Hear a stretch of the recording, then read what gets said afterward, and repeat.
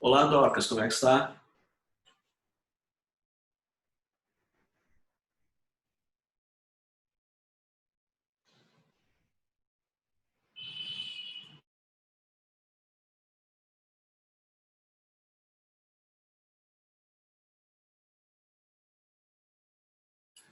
Ué, hoje é aula particular, então o pessoal sumiu? Comigo tudo bem, terminando a semana. Ainda tem mais duas reuniões ainda hoje, mas tá chegando no final. Olá, Márcio, como é que está?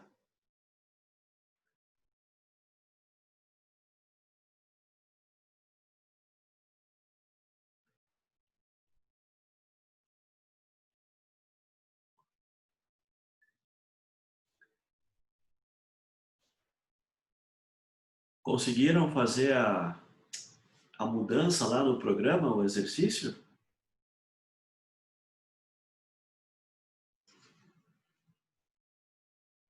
Deu tudo certo?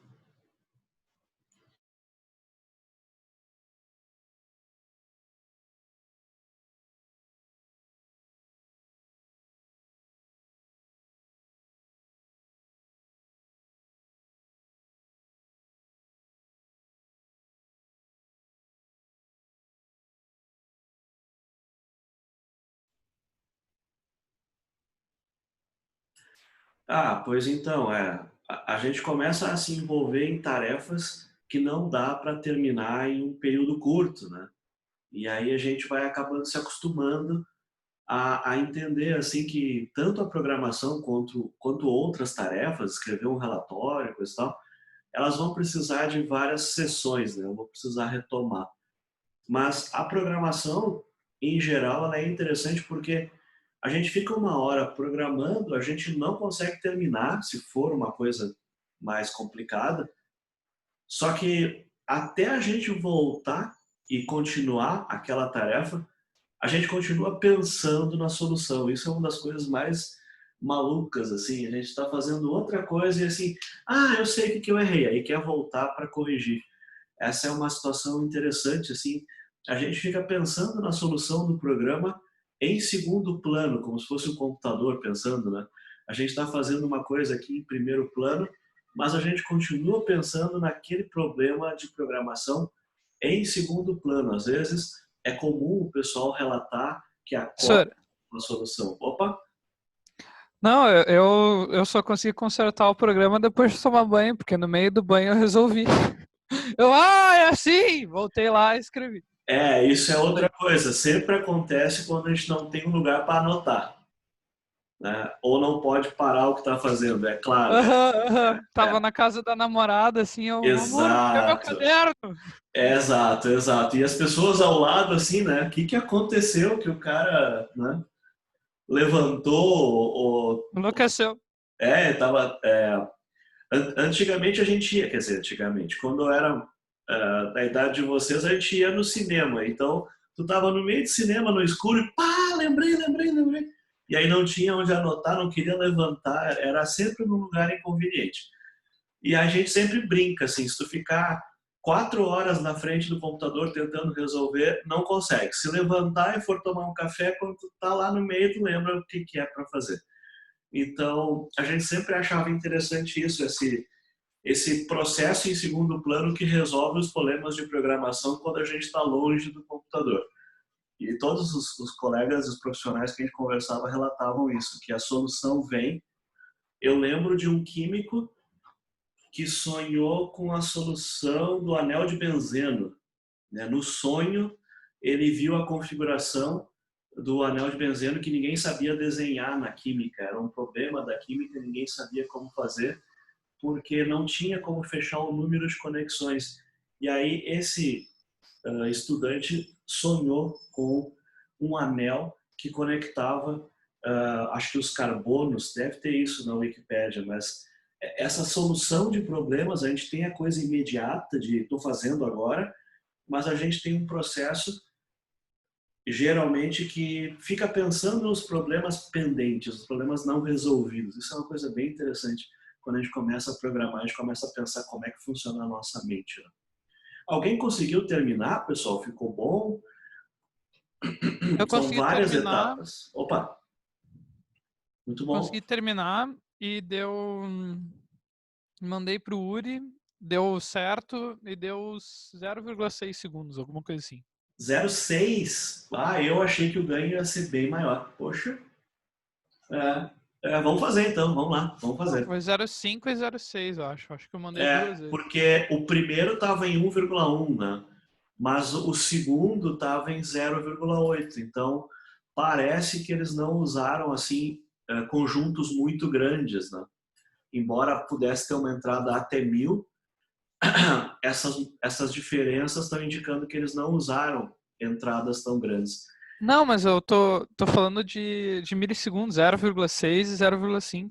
Sim, sim, mas a última vez que eu executei, lá no URI deu 0,8, sem a otimização. Ah, é verdade. E aí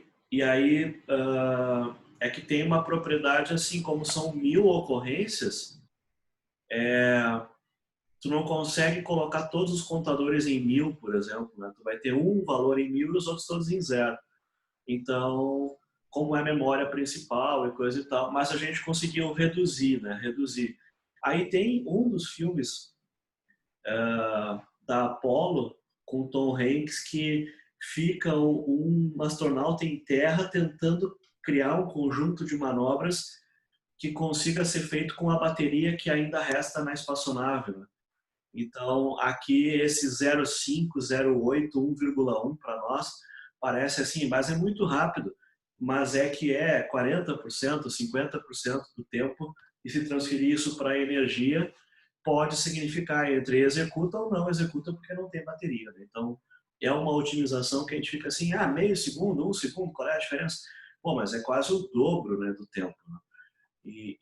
Então, a metade do gasto em consumo de energia, por exemplo.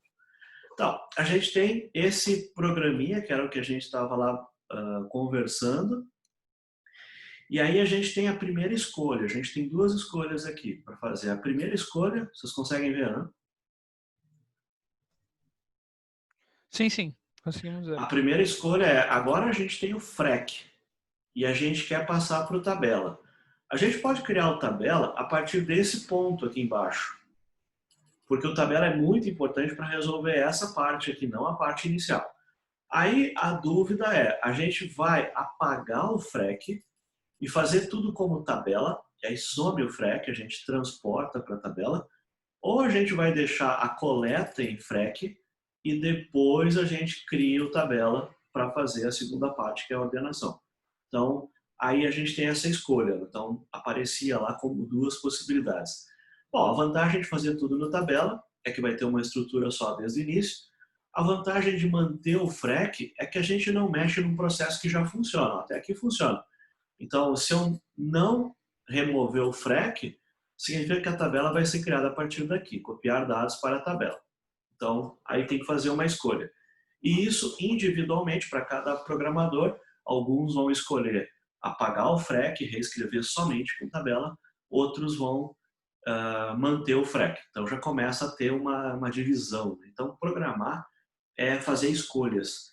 E a questão ruim é que às vezes a gente faz uma escolha ruim e para resolver eu tenho que voltar lá para minha primeira escolha e tentar outro caminho. A gente sempre brinca como se fosse uma árvore, como se fosse até um labirinto, né? Então a gente vai andando, vai escolhendo, vai escolhendo, vai escolhendo e com sorte a gente consegue chegar na solução. Mas às vezes uma escolha inicial atrapalha muito as demais escolhas. Então aqui tem que escolher. Quem conseguiu fazer fez o quê? Começou a partir daqui a tabela, é isso? Eu copiei, deu tipo duas linhas. Eu só fiz um fora com até a length de frequência, e daí fiz Para tabela copiar. aí, isso, tabela aí igual a new par, e daí botei as coisas que eu tinha botado na Tá classe par. ótimo, tá ótimo. Aqui a gente nota o seguinte, ó, aqui vai ter uma tabela, então eu movi a declaração da variável aqui para a tabela não existir aqui. Quando eu estou lendo o programa, só existe FREC e max. Aí esse max a gente criou por causa da otimização que eu estava fazendo antes. E agora, como a gente vai fazer outra abordagem, talvez esse max não vá nos ajudar. Para copiar para a tabela, o max não ajuda. Então, eu posso manter o max, mas se eu tirar o max, eu acho que o programa fica até mais fácil de entender. Mas o max ele apareceu como uma forma de reduzir o número de vezes que esse for aqui embaixo executa. Como a gente vai tirar, teoricamente, esse for, então ele não está ajudando. Eu tirei a variável max. Então, a primeira coisa é, eu trabalho com frec somente. Só que, lógico, aí fazendo isso aí é que o programa para de funcionar, porque eu estou usando o max aqui embaixo. Mas eu estou tentando tornar essa parte inicial apenas a parte necessária. Só que aqui a gente tem uma coisa que é assim, ó, aqui eu estou coletando dados e aqui embaixo eu estou apresentando dados, organizando os dados. E isso pode gerar uma rotina auxiliar. Eu poderia criar uma rotina auxiliar. E essa rotina auxiliar vai ter a vantagem, né, de separar as responsabilidades. Aqui eu estou coletando os dados, eu saio com o frec preenchido. Então, teoricamente, eu recebo uma linha e retorno um frec. Se eu retorno um frec, eu posso retornar ele como simplesmente um parâmetro. Então, essa parte aqui, ela poderia ser considerada uma rotina separada das demais. A gente está só trabalhando com o código sem criar as rotinas ainda, talvez seja mais simples. Agora, como disse o colega, eu vou precisar de um for que vai passar por todo o frec, porque eu quero copiar o que está em frec, que está lá dentro de frec, eu quero copiar para dentro da tabela, que é a estrutura nova. Então, esse for, ele tem um tamanho fixo, que é o tamanho do vetor frec. Então, eu começo em 0 e o j vai ser menor que o tamanho do vetor frec.length. Bom, a gente tem uma dificuldade aqui que é a seguinte, no início a gente imagina que o length tem alguma coisa a ver com o número de elementos que eu escrevi, mas na verdade o length tem relação com o tamanho que eu passei no new. Então, nesse frec, sempre que eu consultar o length, vai ser 128. Então, muita gente se sente tentada a colocar 128 aqui e vai funcionar. Assim como eu coloquei 128 aqui, também vai funcionar. Porém, né, colocando dessa forma, se eu fizer uma mudança aqui, ele automaticamente muda aqui embaixo, o que passa a ser uma vantagem. Mas se eu escrever somente 128, deve funcionar, porque os dois vetores têm o mesmo tamanho. E aí o colega disse o seguinte, ele vai pegar lá a tabela, na posição I, deixa eu arrumar, porque aqui está J, eu acho melhor a gente usar I agora. E aqui vai ter que ser um I mais. Na tabela, na posição I, eu vou colocar alguma coisa. Então, isso que a gente precisa fazer. Só que o que é essa coisa? Essa coisa é um par, porque é um vetor de pares. Então, o vetor existe, e agora eu vou ter que fazer um new na classe par, para dela obter um objeto par. E quando eu crio um par, eu tenho dois valores. O primeiro é qual é o caractere que eu estou processando. O caractere que eu estou processando é o caractere que tem código I. E qual é a frequência desse caractere? É a frequência na posição I. Esse é o par que eu quero criar. Quando eu criei o par, eu não me dei conta que quando eu pudesse fazer o new, eu poderia ter um construtor que já armazena o caractere, que é o I, e a frequência. Então, a letra 65 é o A maiúsculo que tem frequência 8. Então, eu estou copiando do vetor, só que quando a gente copia para o vetor, eu guardo a frequência, mas eu guardo a posição aonde eu encontrei a frequência. Então, aqui em cima eu posso tornar um pouco melhor essa classe criando o construtor, porque se eu não criar o construtor, eu vou ter que fazer um new e aí mover as coisas para dentro. Então, se eu não tiver um construtor, eu vou ter lá umas coisas aqui, dado, ou letra, frec, por exemplo. Esse vai ser um objeto par. Aí, criei um objeto par. Agora, eu vou precisar, então, Opa, aqui está reclamando. É que tu colocou a classe par dentro da classe main. Ah, verdade, verdade. Mas Até eu isso entender que esse era o erro, eu fiquei muito é. tempo. Vamos ver.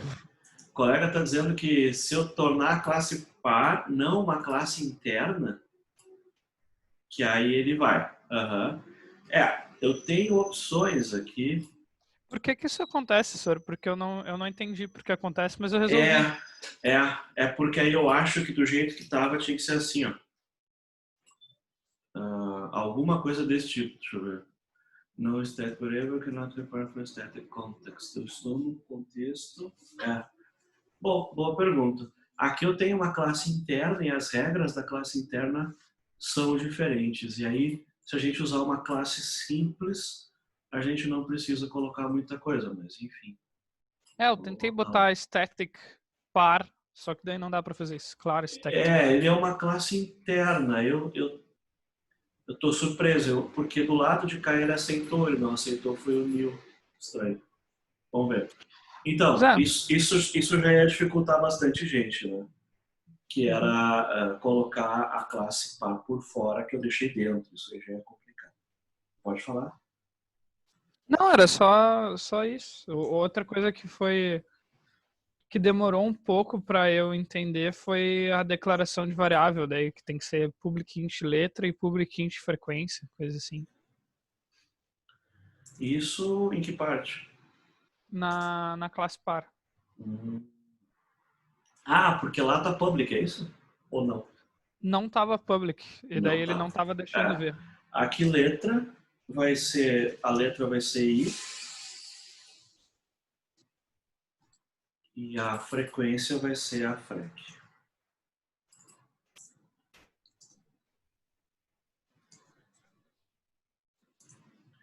Então, se eu não fizer aquela mudança de fazer um construtor, aí, do jeito que a gente está fazendo, vai ficar uma coisa do tipo assim, ó.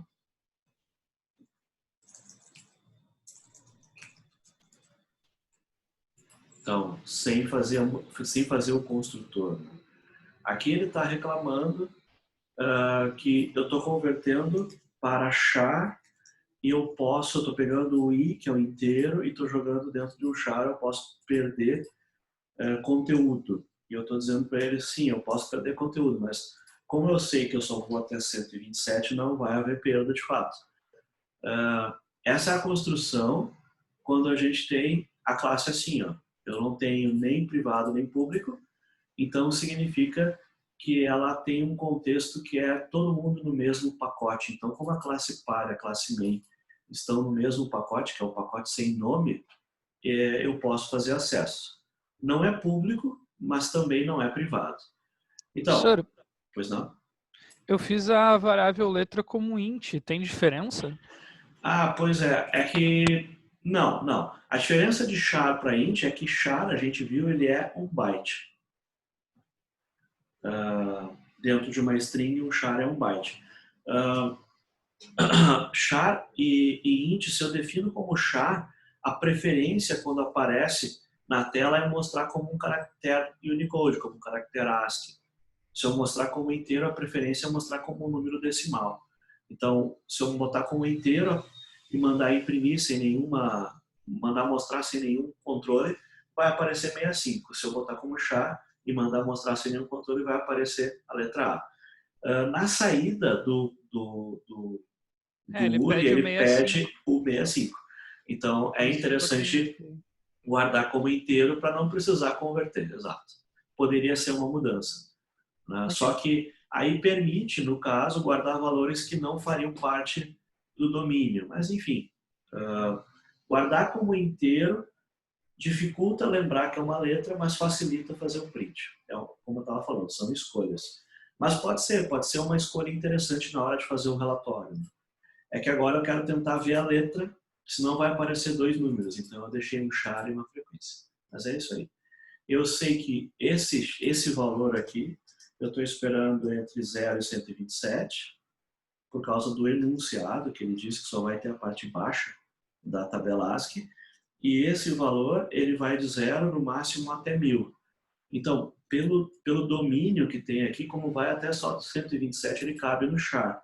Mas esse da frequência não, como eu tenho a expectativa pelo anunciado que vai até 1000, aí esse aqui não pode ser char. Esse pode ser int, só que ele vai ter uma faixa muito maior do que a faixa necessária para o problema, mas não chega a ser uma dificuldade, assim, tá tudo tranquilo. Então, eu tenho uma tabela com o mesmo comprimento que o vetor original. O que a gente faz é, cada elemento da tabela é um objeto. Para poder fazer esse código, eu tenho que criar um objeto par, eu tenho que colocar o valor da letra, que corresponde ao valor da posição na tabela. Então, a letra com código 100 está na posição 100. Isso vai se repetir em tabela. Então, quando eu terminar essa cópia, a letra com código 100 está na posição 100. A letra com código I está na posição I. Só que agora, cada elemento da tabela é formado por um par. E esse par guarda o I, que é uma redundância, né? Uma cópia do valor da posição. Por que isso? Porque agora, quando eu trocar uma frequência de posição, esse par faz com que a frequência tenha anotado junto o I correspondente. Então, a letra com código 100 pode ir parar na posição 0. Então, na tabela, o par troca de lugar, mas o objeto guarda tanto a frequência quanto a letra. Então, essa é o que a gente queria. A gente queria poder deslocar a frequência sem esquecer qual era a letra original. Só que a posição na tabela significava a letra correspondente. Aí a gente ficou, pai, o que eu faço agora? Bom, então armazena a frequência junto à letra, para quando eu movimentar, o movimento como se fosse um bloco só. Então, essa é a mudança que a gente fez. Pois não. Quando eu fui pensar, né, se eu copiava a tabela ou não, ou se eu já criava a tabela desde o início, eu comecei a fazer a lógica das duas ao mesmo tempo, para ver qual que era melhor. Ou mais fácil de eu fazer. Aqui, né? Que eu entendi. Isso. E eu, agora que tu tá falando da parte da cópia da tabela, eu fiquei muito em dúvida, porque eu não consegui ver uma lógica, eu fui traçando a lógica, eu não consegui fazer pensar em como escrever isso, porque... Opa, cortou aqui para mim. Me mutei sem querer, apertei mudar de espaço.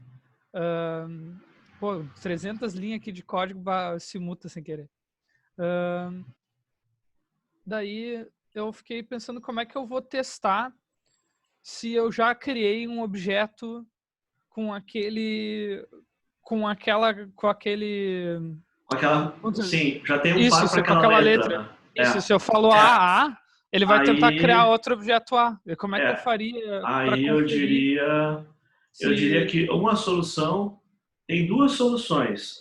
A mais simples seria criar agora toda a tabela com frequência 0 antes, porque aí tem todas as letras possíveis, todas com frequência 0. E aqui a gente só atualiza. Então, se eu quisesse fazer a tabela, só a tabela, né, aí eu teria corretamente tabela na posição ASCII, eu garanti que o objeto já estava dentro da tabela, e aí eu vou pegar essa tabela, ela é formada por um objeto, ela tem um objeto dentro.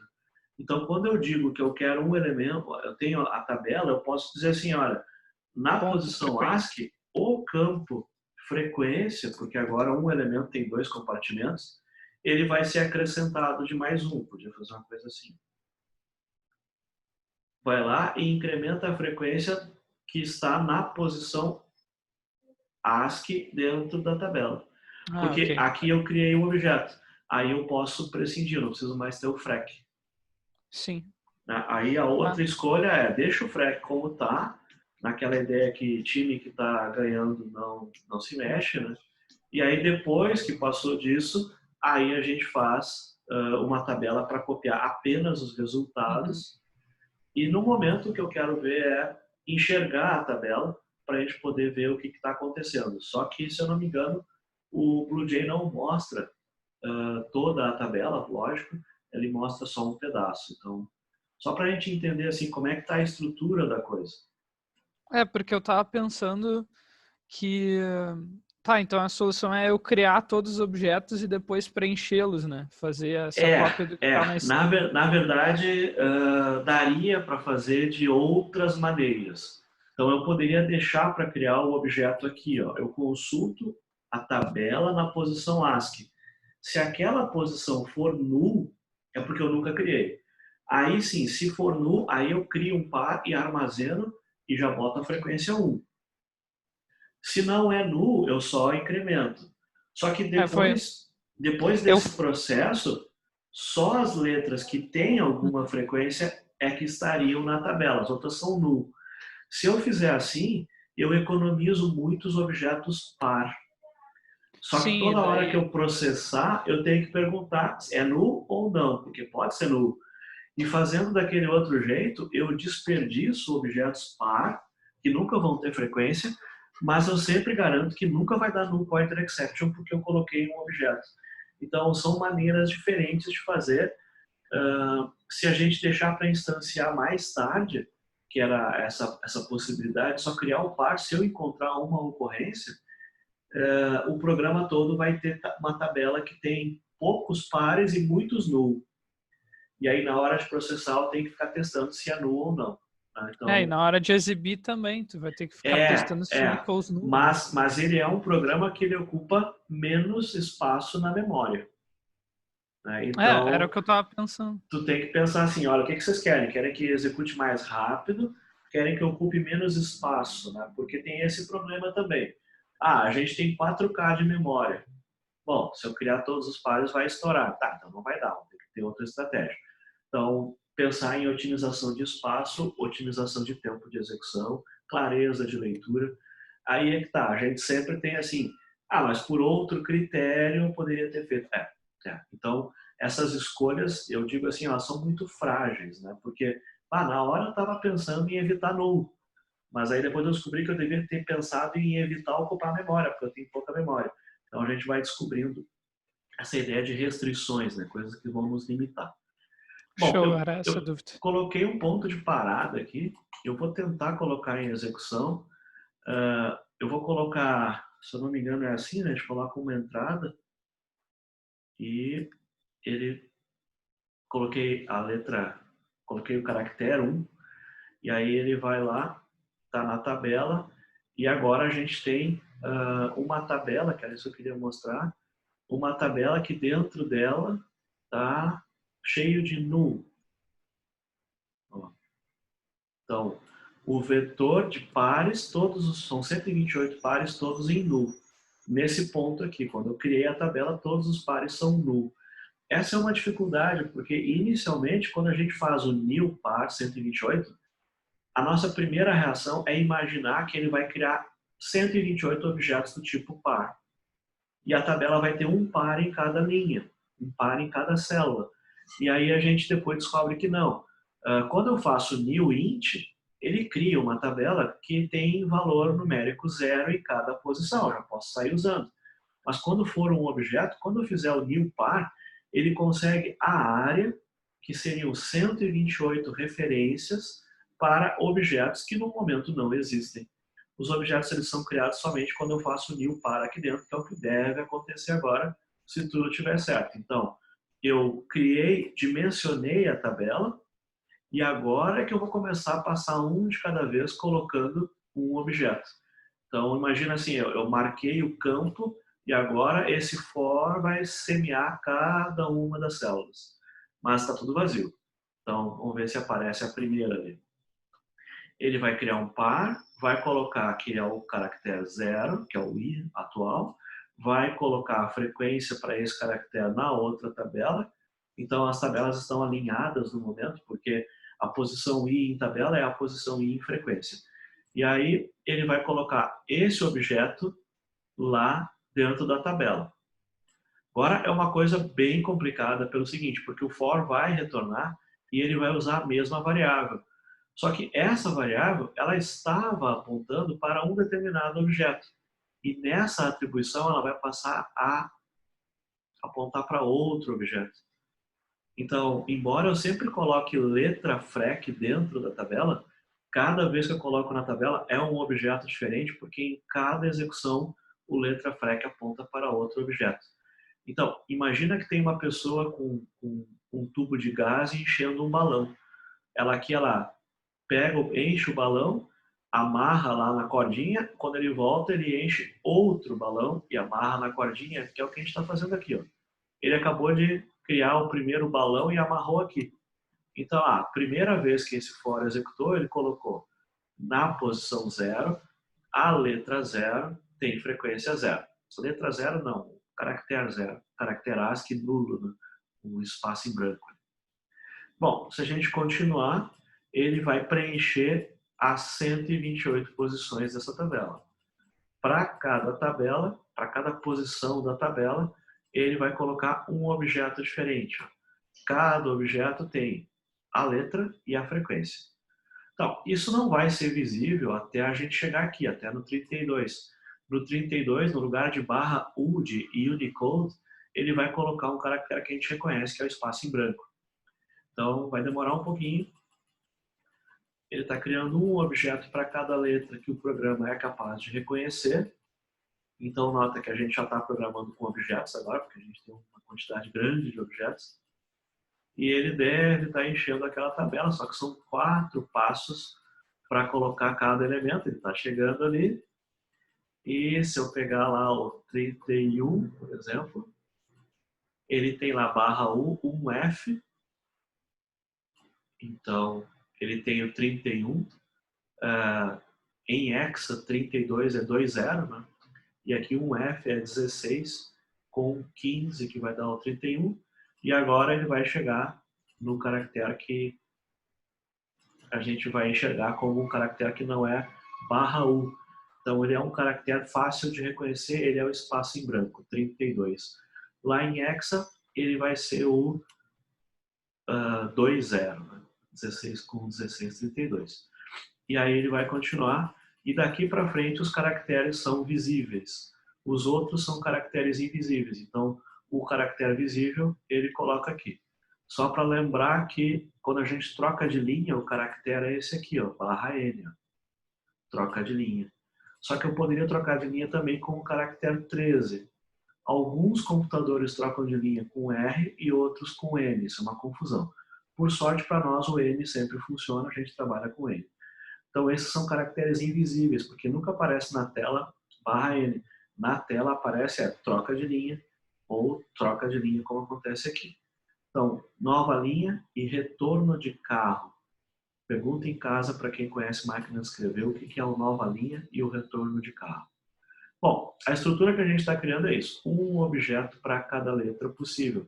O BlueJ não vai mostrar o miolo que a gente quer aqui, mas dá para ter uma ideia, então, que a tabela tem tamanho 128 e cada entrada tem um objeto. E o objeto tem 2 valores, um caractere e um inteiro.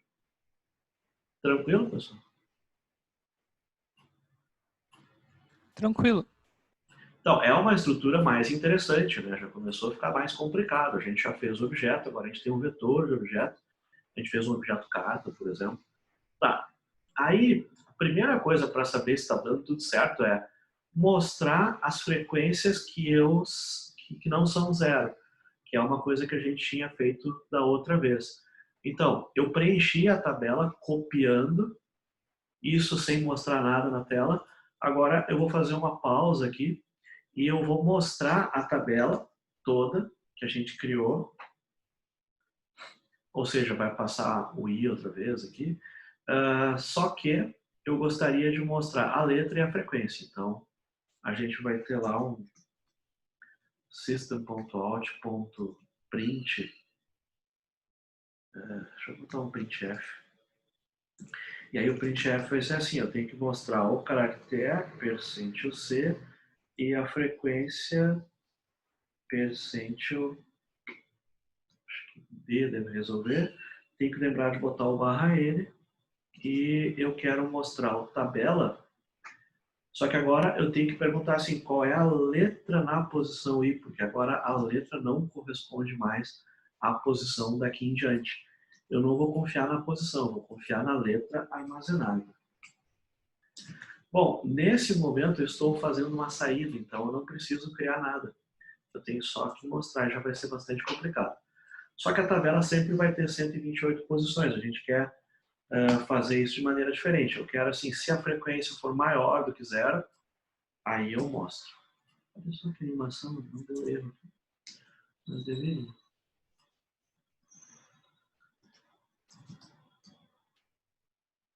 Então, só vou mostrar a frequência para maior que zero. Então, eu estou mostrando a letra como um caractere e a frequência como um inteiro decimal. Acho que é isso. Eu vou tirar a parada aqui e vou tentar executar. Então, a ideia é de fazer uma pausa, né? E executar. Opa, ele está achando que está em execução aí. E fazer uma pausa e executar para ver se o programa mostra o que eu acho que ele vai mostrar. Então, se a gente tiver uma entrada assim, A, B, B, C, C, C, ele diz assim, ó, A tem frequência 1, B tem frequência 2 e C tem frequência 3. Tá ótimo. Parece que está funcionando. A questão é se eu tiver C, C, C, B, B, A. Aí ele continua mostrando A frequência 1, B frequência 2, C frequência 3, porque ele está em ordem da tabela ASCII. Mas o que ele pede é outra coisa. Ele pede para mostrar em ordem de frequência. Então ele teria que mostrar C tem frequência 1, B tem frequência 2 e A tem frequência 3. Ele teria que trocar a ordem aqui, que essa é a parte difícil. Então, a gente já fazia essa saída, mas agora, ao invés de usar FREC, eu estou usando tabela. A vantagem de tabela é que a tabela guarda os dois valores, e não guarda a frequência e o valor da letra é a posição na tabela. Porque se o número está na posição que corresponde à letra, eu não posso trocar o número de lugar, porque eu já não sei mais qual é a letra. Então, para resolver isso, a gente teve que fazer essa mudança no programa. E aqui ele está esperando que eu faça um Ctrl D para parar a execução, que é para indicar que acabou o arquivo. Bom, olha só. Copiar dados para a tabela. A gente já conseguiu fazer isso. Então tinha duas opções, a gente fez pela opção que menos perturba o programa que já funciona. Tá, copiar dados para a tabela. Legal. Agora, ordenar a tabela. Ordenar a tabela vai começar a nos complicar a vida, né? É fogo. A gente se envolve em cada problema. Ordenar a tabela. Então, ordenar a tabela. Ordenar a tabela significa trocar os elementos de lugar de maneira em que eles tenham um critério onde eu consiga enxergar uma ordenação ascendente ou descendente. Então, nesse caso, ele diz assim, é ascendente em relação à frequência. Então, por exemplo, aqui já está, 1, 2, 3 está ascendente em relação à frequência, não tem que trocar ninguém de lugar. Aqui também não. Agora aqui está errado, esse 1 tinha que estar aqui, o 3 tinha que estar lá embaixo, só que a letra tem que ir junto. Então a gente tem que trocar as coisas de lugar até que não tenha mais ninguém fora de lugar. Esse é o problema agora, ordenar. Bom, mostrar as frequências, basicamente, o que eu fiz aqui foi mostrar as frequências. Supondo que as frequências já estivessem na ordem certa, pela posição na tabela, ou seja, a primeira frequência que eu tenho que mostrar vai estar na posição 0. Se isso for verdade, esse aqui já é o mostrar as frequências, já está pronto. Se eu conseguir colocar as frequências em ordem, se eu já conseguir fazer isso, essa é a saída que eu tenho que fazer. Mostrar todas as frequências que não são 0. Por quê? Porque eu coloquei na tabela na ordem que eu quero mostrar. Então, aqui eu tenho que ordenar. Se eu conseguir ordenar a tabela, esse bloco fica, está faltando é trocar coisas de ordem. A saída está correta, mas a ordem não está correta. Então, nesse caso, eu tenho que trocar o A e o C. Se eu trocar o A e o C de lugar, essa saída estaria correta. Tá aí tranquilo, pessoal? Vocês estão ainda aí? Bom, aí a questão é, como é que eu posso ordenar? E existem várias técnicas, vários métodos de ordenação. Geralmente a gente começa aprendendo o método da bolha. O método da bolha, então, ele vai funcionar em complexidade O de n ao quadrado, que é uma coisa que a gente conversou da última vez, né? N é o tamanho da estrutura. E a gente sempre vai comparar dois elementos que são adjacentes entre si. Ou seja, eu comparo o elemento da posição 0 com a posição 1. E eu pergunto, o 0 é menor ou igual? Se for, ele está na posição certa. Senão eu tenho que trocar o 0 e o 1 de lugar. Depois de ter feito a troca ou não, conforme o caso, eu vou comparar os elementos que estão na posição 1 e 2. Se eles estiverem fora de lugar, eu vou trocar eles de lugar. E a gente vai comparando elementos sucessivos, consecutivos, né? Então, a gente tinha falado lá na Wikipédia, vocês têm em vários idiomas, vocês têm a explicação do método, e o bolha é um método tão popular que na internet tem, eu não sei se está aqui na Wikipédia, mas o Barack Obama, quando foi candidato a presidente dos Estados Unidos, ele passou por uma série de entrevistas em que várias pessoas entrevistaram ele para determinar se ele, para o público em geral, se ele tinha capacidade de ser presidente. E uma das perguntas, eu acho que de um dos sócios da Google foi se ele tivesse uma estrutura de dados realmente muito grande, qual seria o algoritmo de ordenação adequado. Claro, o Barack Obama não é programador, né? Mas ele tem uma boa cultura geral, bons assessores, aí ele respondeu, olha, eu acho que o bolha não seria uma boa solução. Bom, ele é um político, ele é considerado uma pessoa bastante inteligente, capaz. Ele não sabia qual era o algoritmo, mas ele conseguiu responder uma coisa que ninguém esperava fora da área dele. Então, o bolha, de fato, a gente não vai usar ele para estruturas muito extensas. Então, assim como referência, 100 mil elementos, o bolha não é uma boa ideia, né? Mas é o nosso primeiro algoritmo de ordenação, que é muito popular, até gente que não é da programação já ouviu falar da bolha. Bom, tem outra piadinha do bolha. Imagina uma pessoa que está muito deprimida e ela vai para o balcão do bar e pede um líquido que tenha bolhas. Por exemplo, uma cerveja clara. E aí ele está tão deprimido que ele coloca o rosto no balcão e fica olhando para o copo. Vocês conseguem imaginar isso, né? Numa sexta-feira de chuva, pessoa deprimida. Quem não quiser usar cerveja pode usar refrigerante Guaraná, por exemplo. Tá? Tranquilo? Então vocês estão imaginando o copo? Alguns estão até olhando o copo agora. Ok. Vocês sabem que um líquido que tenha bolhas, né, gaseificado, as bolhas tendem a subir para a superfície. E o que se nota com um pouco de depressão e paciência, assim, é que quanto maior a bolha, mais rápido ela vai para a superfície. Faz um pouco de sentido. A bolha pequena, teoricamente, ela trafega mais devagar do que a bolha grande. Concordam?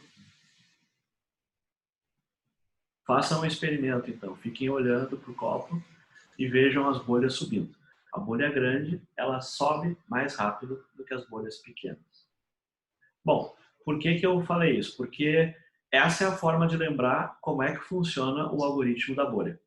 O algoritmo da bolha, ele faz o seguinte, ele vai inspecionar elementos consecutivos e ele sempre vai pegar o maior elemento e levar para o final do vetor. A gente pensa assim, para o índice mais alto, para o lado direito.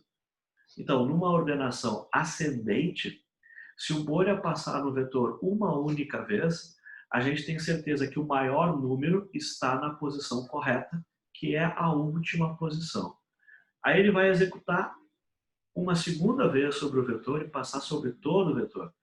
E o segundo maior número vai para a posição correta, que é a posição como penúltimo elemento. Então, ele tem uma capacidade muito boa de pegar a maior bolha fora do lugar e levar ela para o lugar. As outras bolhas ele não se importa, ele sempre carrega a maior bolha. Então, a maior bolha vai para o lugar mais cedo, que é o que aparece aqui, ó. Nessa animação, ele está mostrando que existe a comparação de dois elementos e se esse elemento é maior, ele troca de lugar.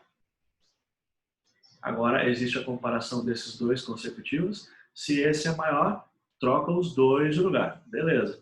Depois que terminou de executar, o 8, que era a maior bolha aqui, está no lugar certo. Agora ele volta. Olha, o 5 e o 3 você vai ter que trocar. O 5 e 1 vai ter que trocar. E o 5 está indo para o lugar dele. Só que chegou no momento em que ele vai comparar com o 6. Aí o algoritmo faz o seguinte, não, não, não.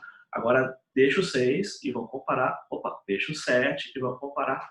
Então, ele vai, numa passada, ele vai encontrar uma maior bolha e ele garante que ele deixa a bolha no lugar certo. Quando ele leva a bolha para o lugar certo, ele troca outros elementos de posição.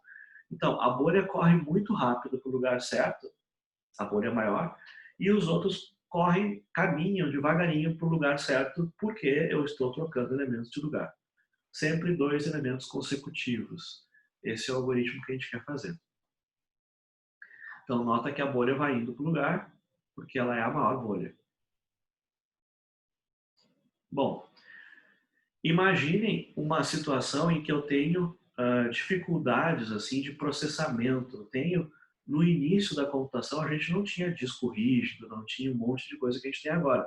A gente tinha fita, como a fita cassete, a fita VHS.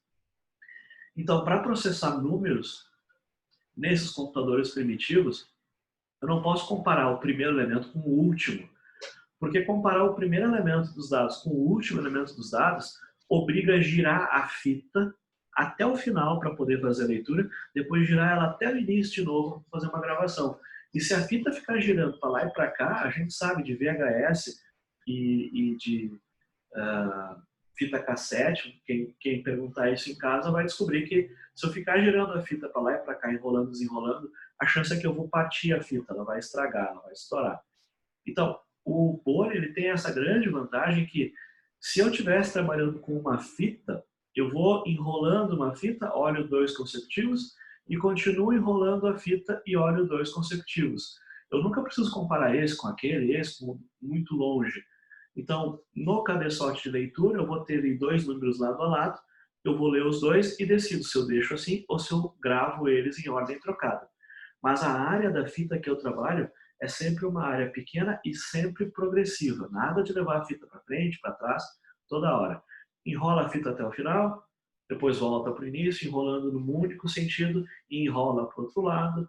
Então, o Bolha é um algoritmo ruim em desempenho, só que para o tipo de equipamento que existia na época, ele era um equipamento que protegia contra problemas de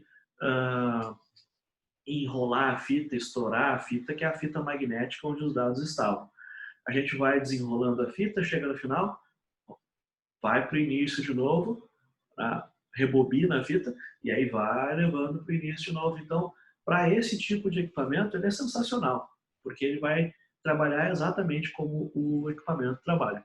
Os outros algoritmos de ordenação são mais recentes, do que a gente chama de memória de acesso aleatório, memória de acesso randômico. Nesses outros algoritmos, como o Quick Sort, como o Shell Sort, como o Merge Sort, significa que eu vou poder comparar um número com qualquer outro número dentro da coleção. Por quê? Porque eles estão em memória principal ou eles estão em um disco rígido que não vai estragar se eu fizer um acesso aleatório.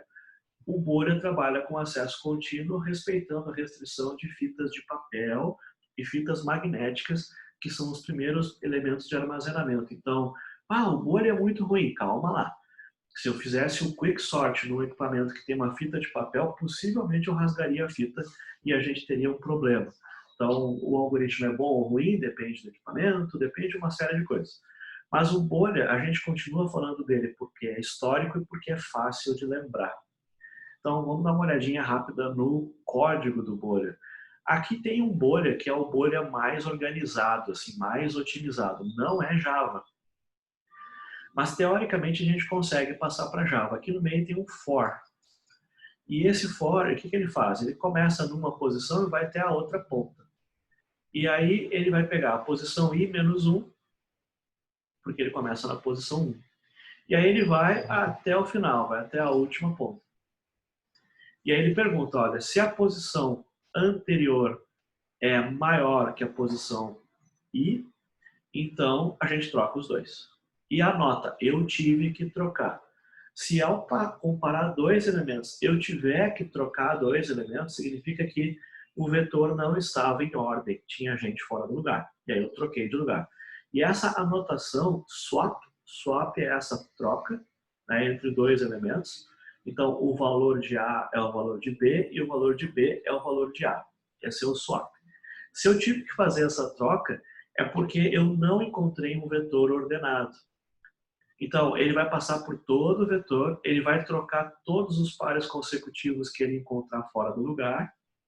Só que quando um elemento recebe o swap, quando ele sofre uma troca, ele vai mais para a direita.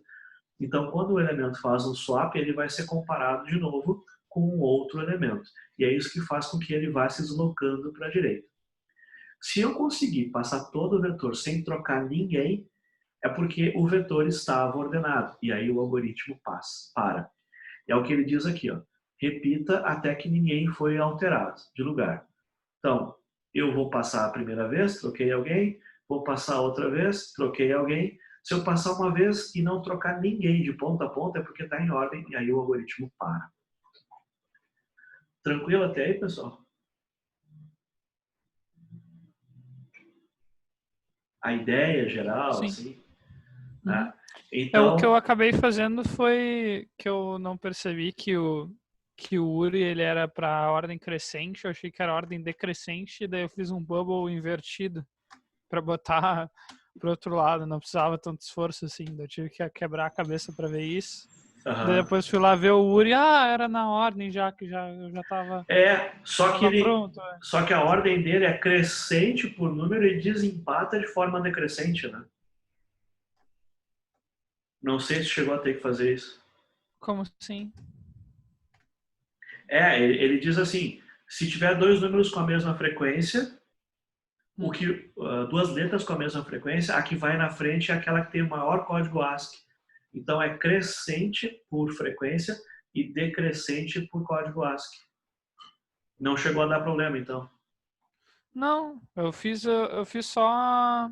Só por frequência deu certo. Só por frequência deu certo, e não fiz menor ou igual. Aham. Tá. Pessoal, vocês conseguem ver que eu estou comparando dois elementos consecutivos.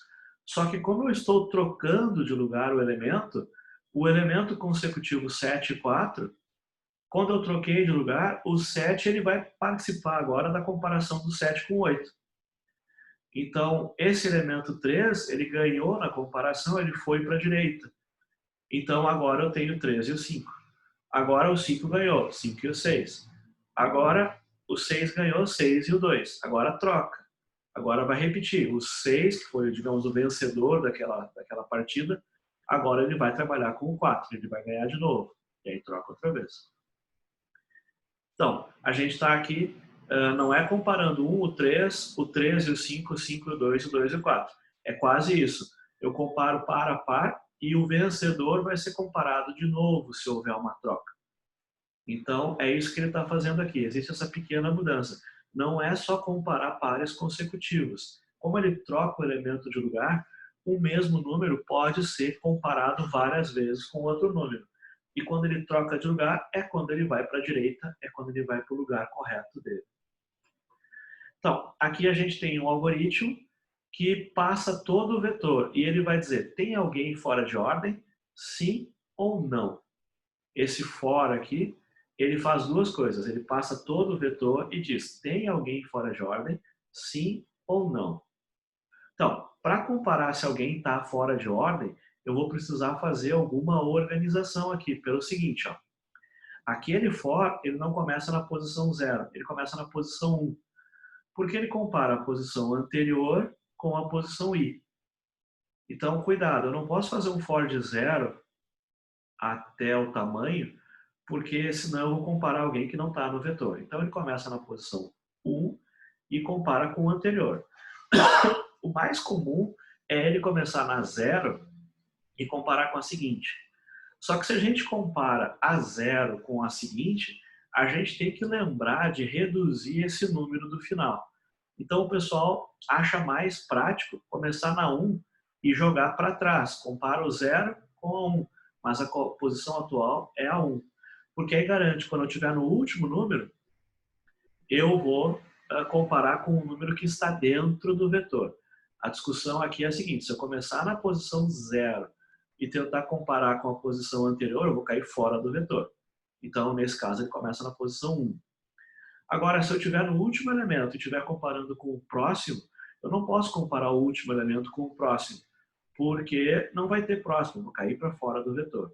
Se eu errar e cair para fora do vetor, eu vou ganhar uma exceção chamada Array Index Out of Bounds. Então, o índice do vetor saiu fora dos limites, ou o 0, que é o primeiro, ou o length menos 1, que é o último. Então, cuidado, esse é um erro comum aqui. Como a gente está acostumado a fazer de 0 até menor do que length, e se a gente fizer de 0 até menor do que o length, a gente vai comparar com um elemento que está fora do vetor. Então, nesse caso, ele deslocou. Ele começa no segundo elemento, da posição 1, e compara com o 0, que ele sabe que existe. Então, ele anotou aqui, ó, um vetor que tem início em 0, Zero Based Array. Então, ele colocou, olha, eu sei que o vetor começa em 0, mas eu vou começar no 1 e não no 0, porque eu vou perguntar se o elemento da posição 1 ele é menor que o da posição 0. Então, ele está jogando para trás. E aí ele vai até o último elemento que ele consegue. Se tem 10 elementos, ele vai até o 9. Ele pergunta se o 9 é menor que o 8. A estratégia diferente seria começar em 0 aqui e terminar em n-2. Esse programa prefere começar em 1 e perguntar para trás. Só que eu tenho que ter certeza, o vetor começa em 0, em Java é em 0, e ele começou no 1, porque ele vai pegar o 1 e vai subtrair 1 e vai perguntar, a posição 0 é a posição 1, depois ele vai para frente, a posição 1 e a 2, e assim para sucessivos, até que ele pergunta os dois últimos ainda dentro do vetor. Então, essa ideia que a gente tem aqui, ó, eu sempre quero mostrar a tabela toda, eu estou indo desde a primeira posição, da posição 0. Ele está dizendo, não, tu começa na posição 1, porque você vai trabalhar com 2 elementos. E aí você tem que escolher, começando na posição 1, você vai trabalhar com o 1 e o anterior. Ou começando na posição 0, você vai trabalhar com o 1 e o posterior. Você tem que escolher. Não posso ir até o final como eu estava indo lá. E ali ele diz assim, é mais fácil a gente já começar adiantado e agora eu posso trabalhar com os dois. Bom, o que a gente quer fazer agora? A gente tem que fazer o bolha, é só copiar e colocar ele aqui, deve dar tudo certo.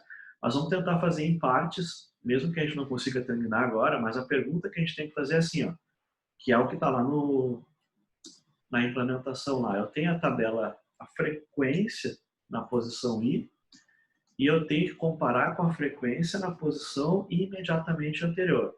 Então, se a frequência da posição anterior, se ela for maior que a frequência da posição I, então está fora de lugar. Então, eu quero agora é só entender essa parte inicial.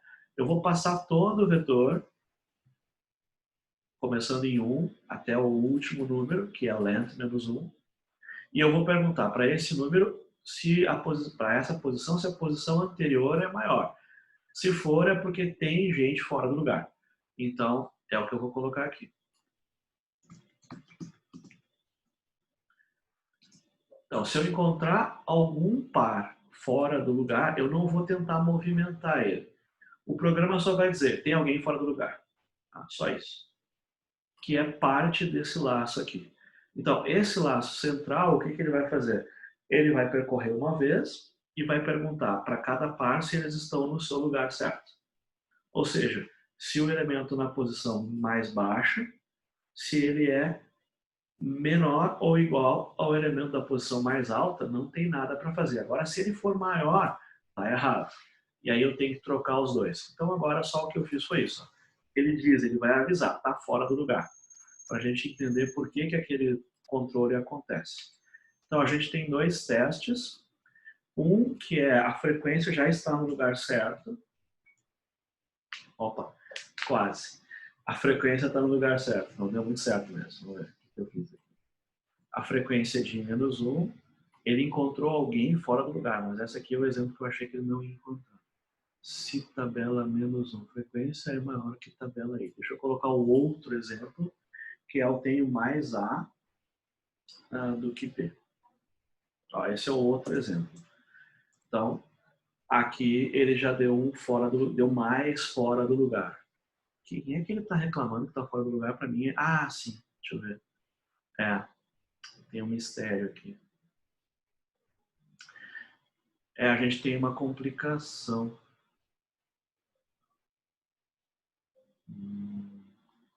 Ele passou toda a tabela, certo? Só que assim, ó, antes, quando chegar de C para D, o D tem 0. Então ele diz que ele está fora do lugar. Deixa eu mostrar a letra que ele disse que está fora do lugar, que eu acho que vai ajudar aqui. Está fora do lugar porque quando a gente mostra a tabela, a gente mostra só os que têm alguma frequência. Depois do C vem o D. E aí quando ele compara o C na tabela com o D que ele não mostrou, aí ele vai dizer, olha, o 3 é maior que o 0, então deveria trocar a frequência deles. É que aqui eu estou vendo só os que têm frequência. Lá na tabela tem os que não têm frequência. Então aqui ele vai te dizer, olha, eu comparei a posição que tem o C e na sequência tem o D. E de C para D eles estão fora do lugar. Por isso que aparece um fora do lugar aqui. Agora aqui a desgraça foi maior, porque ele comparou o 0 com o 3, que vem antes, o 3 com 2, o 2 com 1 e o 1 com o seguinte. Então ele encontrou 3 fora do lugar e 1 fora do lugar aqui.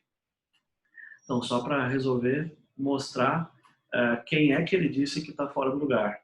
Se tudo der certo, ele vai dizer que foi a letra D, que não é apresentada, por isso ela tem frequência 0. Então, a letra que ele está reclamando, olha, eu olhei a letra tal, ela está fora do lugar. Agora vai ficar mais fácil de descobrir o que está acontecendo.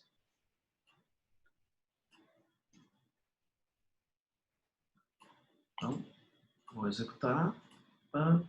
E agora, A, B, B, C, C. Então, tem que imaginar assim, toda a tabela está preenchida com 0. E aí eu mandei dizer quem é que está fora do lugar. E aí ele me disse assim, está fora do lugar o D. Como assim? Porque ele pegou o C, que tem 3, e comparou com o D, que tem 0. E aí ele disse, está fora do lugar. Não tem ninguém fora do lugar desses 3 que eu estou enxergando. Mas a tabela completa, depois de C com 3, vem D com 0, E com 0, F com 0.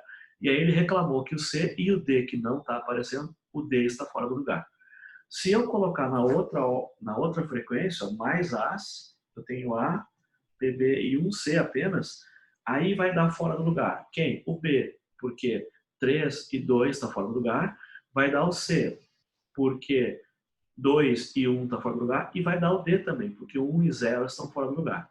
Então, eu encontrei elementos fora do lugar. Ou seja, a tabela como um todo, incluindo a parte que eu não estou imprimindo, que tem toda ela contida como conteúdo 0, ela não está no lugar, porque ela só estaria certa se a primeira posição da tabela fosse A1, a segunda posição B2 e a terceira C3, mas não é o que está acontecendo. Então, eu consigo ver que as coisas estão fora de lugar, mas eu não fiz nenhuma troca. Eu só disse, olha, olhando os números, eles não estão em ordem, mas é difícil de entender porque eu não mostro toda a tabela, porque são 128 posições. Então, primeira parte do algoritmo, passa por todos os elementos e verifica se tem alguém fora do lugar. Bom, se tem alguém fora do lugar, o que a gente disse que tinha que fazer? Eu vou ter que trocar. Trocar significa, na tabela, na posição I, fica o valor que estava na posição I menos 1, e vice-versa. Para poder fazer isso, eu tenho que ter 3 variáveis. Fazer isso de forma simples, né? Então a gente diz assim, ó, tem um temporário.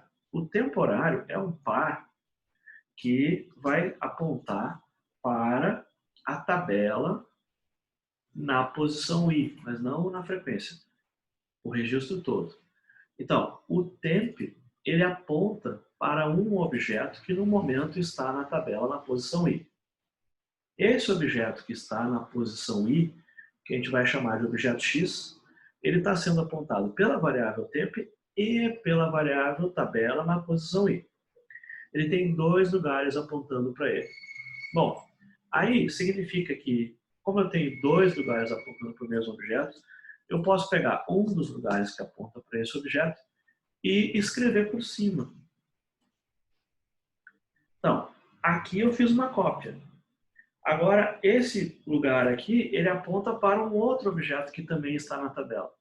Só que aí, para completar a transição, eu vou ter que pegar que a posição anterior vai apontar para o objeto original.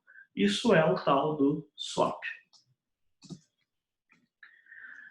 Bom, vocês estão muito quietos, mas eu acho que leva um tempinho para digerir, né? Tá claro para vocês?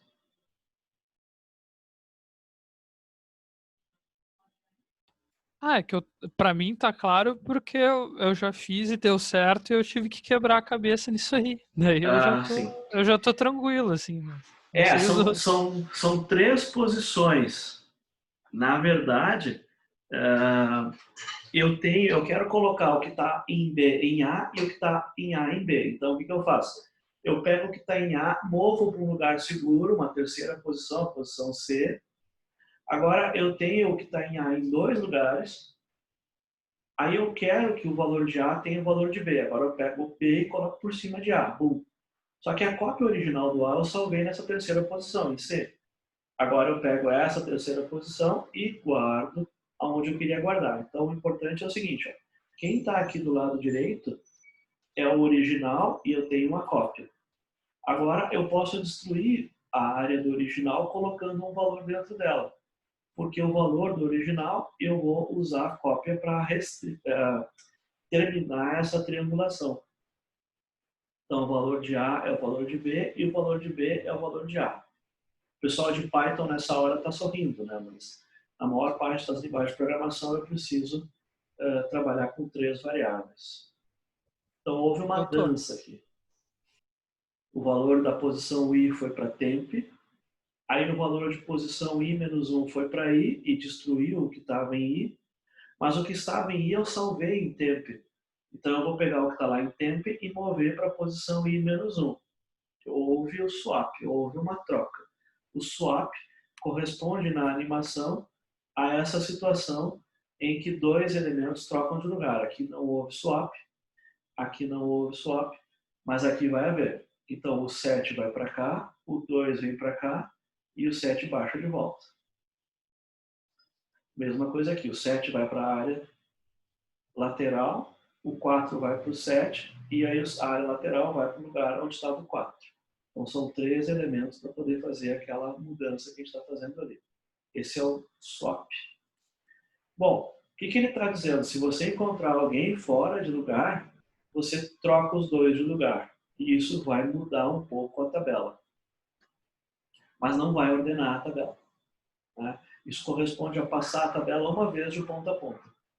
Bom, vamos lá. Vamos ver como é que fica agora quando eu tentar trocar alguma coisa de lugar. A, B, B, C, C, C. Ó, ele trocou várias vezes de lugar, tá? A letra C. Então ele está movimentando a letra para outro lugar. O 3 e o 0 ele está trocando. Ou seja, ele está levando o C para a frente. Olha só, várias vezes. Então, vamos ver se dá para entender o que está acontecendo. Quando começou a executar, a letra C estava na posição 67, que corresponde à posição ASCII do C. Só que aí o algoritmo viu que o C tem frequência 3 e o D tem frequência 0. Então ele moveu o C um pouquinho para frente. Foi para 68. Até que ele levou o C para 127, que é o final. Vamos ver. Agora eu estou movimentando o pessoal de lugar. Então eu vou colocar aqui, ó. Cara, o C deu um estresse, mas quando deu o estresse, o C estava na posição I. Vamos ver. Vamos ver se vai aparecer o que eu quero. Então, a gente está com uma tabela grande, mas está mostrando só um pedaço. A gente tem que imaginar que todo o resto está zerado. Então, vamos ver. Olha só. O que o Bolha fez aqui? Cara, eu estava lá na posição do C, 65, 66, 67. Aí eu me estressei porque o C e o D estão fora do lugar. Aí eu troquei os dois. Aí quando eu troquei os dois, eu continuei comparando a letra C, só que agora na posição 69, e encontrei que o E tinha frequência zero. Eu levei o C para frente, eu levei o C para frente, até que eu cheguei no final da tabela. Ou seja, o C é a nossa bolha, ele tem frequência 3, eu estou em ordem ascendente, eu passei uma vez sobre o vetor e o C foi sendo empurrado para frente até que ele passou por todos os zeros da tabela e parou no final da tabela. O C está na posição correta. Para eu ordenar toda essa tabela, eu tenho que passar uma vez mais para colocar o B lá no final e uma vez mais para colocar o A lá no final.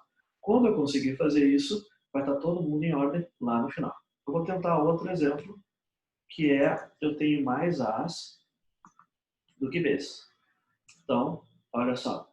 Quando eu tenho mais As do que Bs, ó, ele diz assim, ó, me estressei na posição 66, eu olhei para trás e tinha a letra A. E aí o que eu fiz? Ó? Ele movimentou o A para o final da tabela, porque o A tem frequência 3, ele é a bolha grande, ele foi empurrado sucessivamente até o final da tabela. Os outros dois ficaram no lugar deles, mas o A ele fez questão de empurrar, porque é a maior bolha possível. Então, esse laço aqui, ele pega o maior elemento, no caso, o elemento que tem maior frequência, porque o critério de maior para nós é frequência, e ele vai trocando, empurrando ele para frente até que ele chega na posição final. Esse laço ele garante que ele pega o maior valor, a maior bolha, e termina na posição correta. Se eu repetir esse laço mais uma vez, ele pega o segundo maior valor e coloca na penúltima posição. Ou seja, se eu repetir esse bloco várias vezes, ele vai colocar todo mundo no lugar.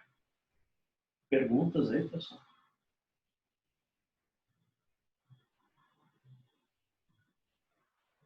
Ainda não? Olha só, eu vou fazer uma coisa diferente. No lugar de fazer o que a Wikipédia está mostrando, que é uma boa ideia, eu vou mostrar um passo anterior, que é um cálculo. Esse cálculo é assim, ó, eu tenho N elementos no vetor. E aí eu quero colocar eles em ordem. Se eu executo uma vez e um deles vai para o lugar, eu tenho que executar mais ou menos N vezes para todo mundo ir para o lugar. Não dá exatamente N vezes, pelo seguinte,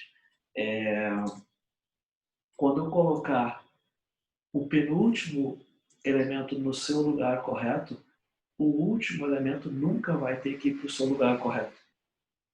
Você tem que pensar, né? Eu tenho dois elementos, aí eu pego um deles, coloco no lugar correto. Como só tem dois, o outro obrigatoriamente tem que estar no lugar correto. Então, eu não preciso ir de 0 até lento, mas eu vou ir. O que esse laço faz? Esse laço não tem nenhuma contribuição de valor aqui para dentro. O que ele faz é obrigar que isso se repita várias vezes. Então, nesse exemplo, quando executar uma vez, ele coloca o A no lugar.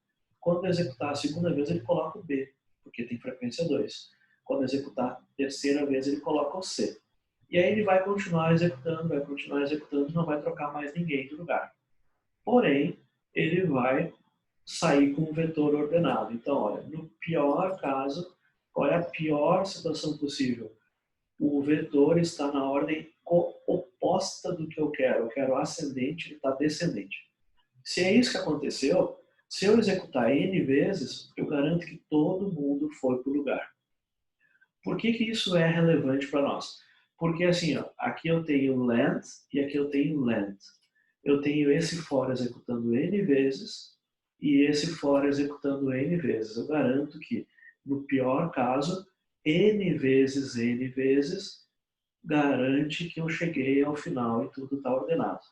A ideia que está na Wikipédia é mais inteligente. Ela faz o seguinte, ó, ela troca isso por um repetir até que. O que significa? Repita enquanto você troca. Se você parou de trocar, não precisa mais repetir. Esse daqui, ele conta quantas vezes são necessárias para, no pior caso, obter ordenação. Dessa programação, a gente sai que a gente termina, no pior caso, em n ao quadrado, que é o que diz a Wikipédia. Do que está lá, ele é uma utilização, ele para quando eu não troquei ninguém. que no pior caso é n ao quadrado, mas normalmente não vai ser n ao quadrado. Por exemplo, nesse caso aqui eu tenho 128. Só que como eu tenho só 3 que tem números, se eu executar 3 vezes, já vai para o lugar. O resto vai tentar movimentar um elemento que já está no lugar certo. Então, o da Wikipédia é bem mais otimizado. Só que aí depende do que a gente chama de entropia. O da Wikipédia, se tiver mais bagunçado, ele executa mais. Se tiver menos bagunçado, ele executa menos. E esse daqui, ele sempre executa igual, como se tivesse o mais bagunçado possível. O da Wikipédia é otimizado, esse é previsível. Eu sempre leva o mesmo tempo. Ao absurdo que, se o vetor estiver na ordem certa, ele vai executar n vezes, não troca ninguém de lugar. É um desperdício, mas é previsível. É uma propriedade que pode ser interessante. Por exemplo, quando a gente tem sincronização de equipamento, é melhor ter um algoritmo em tempo previsível do que compensar para diferenças de velocidade de acordo com a entropia dos dados. Então, é um algoritmo mais lento, mas ele tem de vez em quando vantagens. Pode falar. Bah, eu não entendi. Eu li o da Wikipédia, tanto que tu botou ali no Moodle, só que eu não entendi a versão otimizada. Ah, pois é. A versão otimizada é assim, ó. Ele vai criar uma variável booleana. Opa. E aí ele chamou de troca. Troca é falso.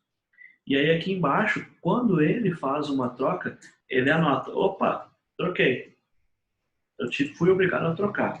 Ou seja, eu fiz essa passagem, eu fiz essa varredura de ponta a ponta no vetor e alguém estava fora do lugar. Se eu troquei alguém de lugar, talvez tenha mais alguém fora do lugar. E eu vou ter que voltar outra vez e passar mais uma vez. Se essa próxima passada retornar falso, é porque não tinha ninguém fora do lugar. Então, o que ele faz é usar essa variável para decidir. Se o vetor já está em ordem, eu faço uma varredura e quando eu terminar aqui embaixo, o troca vai estar falso.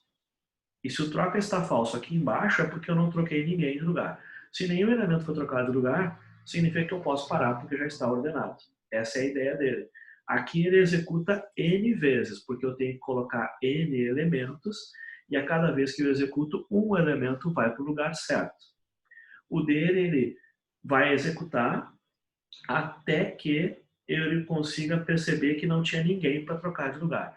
Se nessa E daí é só um for daí? na verdade é que tem que ter 2 laços, mas é que o laço não é um for, o laço é outra coisa. Tá? Então eu teria que fazer um negócio assim, pegar um booleano, esse caso aqui, o troca vai ser true para começar. Aí eu posso fazer enquanto tá. Okay. enquanto o cara troca, aí ele fala, bom, vamos fazer o seguinte, passa para false. Imagina que a gente não vai ter que trocar. E trocamos alguém. Aí ele volta, pô, troca é true ainda. Então, executa de novo. Só que quantas vezes esse while executa? Ah, não sei, depende de quantas trocas eu fiz. Mas se são n elementos, e a cada vez que eu executo uma varredura eu coloco 1 no lugar, n-1, n-2, n-3 é de 1 a n. Então são n elementos. Na pior das vezes, ele vai executar n vezes, que é o que esse laço aqui assume. Pior das vezes, ele sai com o vetor ordenado. Só que esse da Wikipédia, se o vetor já está ordenado, ele vai passar, não vai achar ninguém fora do lugar, ele passa uma vez e para. Então ele é bem mais eficiente em relação à entropia. Só que se tiver bagunçado, ele vai executar n vezes. Então, esse aqui executa às vezes mais rápido, às vezes mais lento. E isso, em algumas situações, pode ser uma propriedade que eu não quero.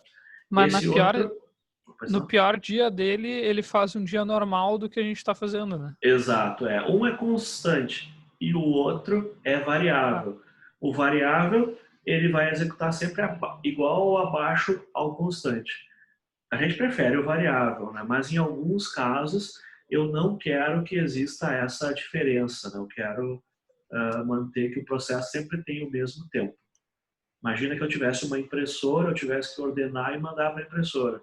Se eu tivesse tempos variáveis, eu poderia ter um problema de sincronização com esse equipamento. Bom, esse aqui é o da Wikipédia. Ele assume que trocou, enquanto troca é true, beleza, então ela vai trocar. Aí ele passa a troca para falso, ele vira a bandeira, né? Falso. Aí ele passa pelo vetor, se ele trocar um ou mais, vai sair daqui como true. Se sair como true, vamos ter que passar mais uma vez. Aí ele volta e vai repetir até que ele passe uma vez inteira, não trocou ninguém. Significa que se ele passar uma segunda vez, ele não vai trocar, uma terceira vez, ele não vai trocar. Então, a primeira vez que ele passa e não trocou ninguém, ele para. Ele não vai mais executar. Mas essa ideia aqui é boa para saber o limite superior. Ele vai, no máximo, executar N vezes. Bom, tem alguma coisinha que a gente pode fazer para otimizar ainda mais essa ideia da Wikipédia. E a coisinha é a seguinte, ó. Aqui eu sempre vou até o final do vetor. Só que se a gente olha na própria Wikipédia, essa área que está escura significa que eu nunca vou precisar entrar aqui nessa área, porque eu já organizei ela. Então, existe uma versão ainda mais otimizada, que é a seguinte: na primeira vez, ele vai até o final. Na segunda vez, ele já vai até o final, -1, -2, -3, que aqui ele deixou o N sempre fixo. Mas eu poderia reduzir o N a cada vez que eu repito. Fazer um contador, né? Exato, é. Bastaria colocar uma variável, né? Do tipo assim, int max é o frac length. Então, da primeira vez, eu vou até o final. Beleza. Só que, como eu executei uma varredura, essa varredura me garante que o último elemento, que está lá em max, ele está na posição certa, ele não vai mais sair de lá. Bom, aí o que eu faço? A cada varredura que eu faço, o max recebe max -1. Isso vai trazer um pouquinho mais de eficiência, porque, pelo que a gente está vendo no desenho, cada vez que eu vou até o final, essa área fica estável, eu nunca vou trocar ele de lugar. Então eu vou até N, N-1, N-2, N-3, ao ponto que quando chegar aqui no finalzinho eu estou só na ponta do vetor e vai ficando mais rápido. Esse é um pouquinho mais eficiente do que aquele que está lá. O limite superior eu não preciso comparar os 6, os 7 e o 8, porque eu já passei eles da última vez, eu sei que eles estão na posição certa. Então essa seria uma forma de tornar um pouquinho mais eficiente. Mas a gente ainda assim, no pior dia, a gente vai ter um N ao quadrado. Bom, essa é uma solução onde o único critério é a frequência. Só que lá no enunciado ele diz assim, desempata por ordem de letra. Esse que é o galho lá, que nos atrapalha um pouco. Só que esse for que eu fiz aqui, ó, ele vai de 1 até max. Se eu fizesse um for que vai de max até 1, eu atenderia o segundo critério. Então deve ser isso que o colega fez lá. Por isso que não houve estresse. Bom, deixa eu tentar executar um exemplo aqui. Está na nossa hora, né? Eu deixei lá o coitado executando.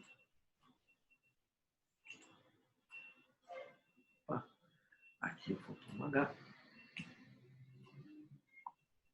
Bom, deixa eu tentar executar, vamos ver se ele, pelo menos ele vai até o lugar. Eu tenho um A, um B, um C, um D, 2 Fs, 3 Gs, um H, um I, um J. Então, lá no final ele coloca, ó, todo mundo em ordem alfabética aqui. E todo mundo tem frequência 1, depois todo mundo tem frequência 2, todo mundo tem frequência 3. O outro programa fazia isso, só que ele trabalhava de forma diferente, né? Ele tinha que passar várias vezes, uma vez para mostrar 1, uma vez para mostrar 2, uma vez para mostrar 3. E agora nota que a saída é só mostrar. Só que no enunciado, se eu não entendi errado, tem que ser J, I, H, D, C, B. Tem que ser na ordem oposta que está aqui. E isso é um estresse. Então, eu vou tentar fazer assim. Eu vou tentar fazer um max -1 e fazer um I maior. Aí vai ter que acertar as pontas, né? Maior que 0, talvez. e o i menos menos. Eu estou tentando ir de trás para frente, porque eu acho que se eu vier de trás para frente vai ficar na ordem que ele quer, porque foi isso que eu fiz aqui, nesse enunciado aqui. Então aqui eu não estou fazendo zero, estou fazendo maior que zero. Vamos ver se vai. Então eu mexi aqui, ó. Quando eu comparo, os índices que eu comparo, eles estão numa ordem diferente do que eu estava antes. Então ele vai no max menos 1, eu acho que tem que ser menos 2. Né? Ele vai no max menos 1, que vai ser esse aqui, e aí ele subtrai 1. Essa mudança foi muito repentina, vamos ver se vai. Testando a gente descobre. Mas não sei se vocês conseguiram ver a intenção, né? Vamos ver se a programação acompanha, mas a intenção é processar os índices ao contrário para quando dá um empate a gente sai na ordem certa. Ó, aqui deu A, B, C, D. E eu queria, na verdade, que desse outra ordem. Deixa eu ver. Não é por causa do troca falsa ali, sir? Do troca false? Poderia ser.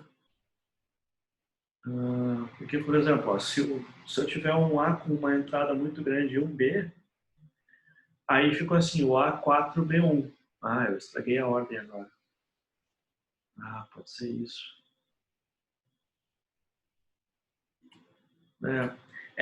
Eu não sei se o pessoal do URI passou uma entrada assim, mas eu lembro que haveria um problema quando houver empate, o desempate deveria ser em ordem contrária da ordem alfabética. E aí o colega disse que conseguiu ter o programa aceito sem essa restrição. Bom, deixa eu executar de novo, vamos ver se ele está funcionando conforme eu espero, mas eu acho que não.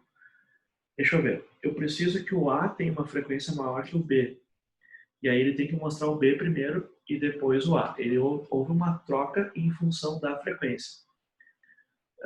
Só que se eu tiver assim, o A tem 3, o B tem 2 e o C tem 1, o que ele diz é o C tem 1, o B tem 2, o A tem 3 por frequência. Agora, se houvesse um empate, o que o enunciado diz é que eu teria que ter mostrado CDA e não ABC. Se eu não me engano, é isso que o URI diz no enunciado. Eu leio aqui o enunciado. Se dois caracteres estiverem presentes com a mesma quantidade de frequência, imprima primeiro o caractere que tem valor ASCII maior. Então ele cresce por frequência e no empate ele desempata por ordem decrescente. Mas faz dois ifs daí, bota um if de caso frequências sejam iguais. Isso. Daí, antes de tu colocar, daí tu troca os dois. É que tu disseste que não precisou fazer isso, né? Talvez o caso de teste do URI não tenha nenhum caso que dê isso, talvez. Mas tá bom. Eu acho que porque aceitou. Disse que aceitou, né? Eu não li o empate, no caso. Mas daí tá aí uma vantagem de tu usar int ao invés de character, né? Que daí fica mais fácil de comparar, eu acho. Não, dá a mesma coisa. Dá? Mesma coisa. Bom, aqui a gente fez uma ordenação simples somente por frequência. A principal vantagem, a principal novidade é que é um vetor de objetos.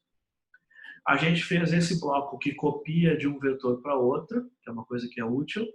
A gente implementou uma versão do Bolha, que a gente acha que funciona, mas não fez muitos testes.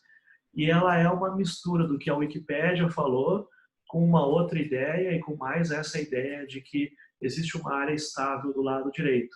Qualquer das versões é suficiente para manter a ordem, só que algumas vão manter a ordem com menos custo. Então, essa daqui, ela tenta ser otimizada. Nem sempre é otimizada, é a primeira que a gente lembra. Essa do for, que tem um contador que vai executar N vezes, e um for interno que faz uma varredura, essa é a primeira que a gente consegue lembrar, porque ela é bastante simples, é um for dentro do outro com o if. O for de fora tem tamanho n, o de dentro tem tamanho n, e o if compara dois elementos adjacentes. A gente consegue lembrar isso fácil. Depois tem o swap, e aí matou. Agora, usar essa otimização da Wikipédia já é um refinamento. E usar essa otimização do lado direito já é um refinamento maior ainda. Bom, a gente conseguiu fazer o programa executar, falta conferir a parte da ordem do desempate e jogar no URI. Mas eu vou deixar como tá, e aí vocês podem tentar, quem tiver tempo, brincar com isso no final de semana. Mas a ideia mesmo é um pretexto para brincar com vetores. Certo, pessoal? Ok. Acho que por Tudo hoje certo. era isso, e bom fim de semana para quem não tem mais aula. Ah, peraí, só Pois não. uma pergunta. Como é que tu fez o Ctrl D para finalizar o programa? Tu diz no código? É. No código, has next line, isso? Ali tem ó, frequência, Ctrl D para parar. Como é que tu faz o Ctrl D? Não entendi. No teclado, tu diz? Como é que quando eu aperto o Ctrl D para Ah, de... sim. Aí é que tá. É que não fui eu que fiz, né? Quem fez isso foi a pessoa que programou a classe Scanner lá dentro da classe Scanner no hasNext. O hasNext ele tem uma pergunta. Se Ctrl D foi pressionado. Ok, então. Era só isso. Fica escondido, não está mais visível para nós. Como eu falei, existe o código do scanner na internet, dá para olhar como é que o cara fez. O único problema é que algumas classes, o interior delas não é feito em Java, é feito em C. E aí, às vezes, a gente vai ver como é que o cara faz e descobre que não faz, que foi feito em outra linguagem. Mas é uma curiosidade interessante. Então, Java Util Scanner, lá no Google, procurar o código-fonte, como é que o hasNextLine funciona.